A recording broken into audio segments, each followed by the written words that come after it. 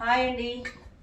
ఇక్కడ వచ్చేసి అయితే మాదైతే పొద్దున్న అయితే వంట చేసుకున్నానండి. నేనైతే డ్యూటీకి వెళ్తాను కదా, వేడివేడిగా అన్నం అయితే టిఫిన్ అయితే కట్టుకుంటున్నానండి. మధ్యాహ్నం పెట్టుకి వేడిగా అన్నము.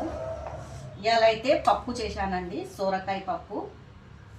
సోరకాయ పప్పు చాలా టేస్టీగా ఉంటుంది.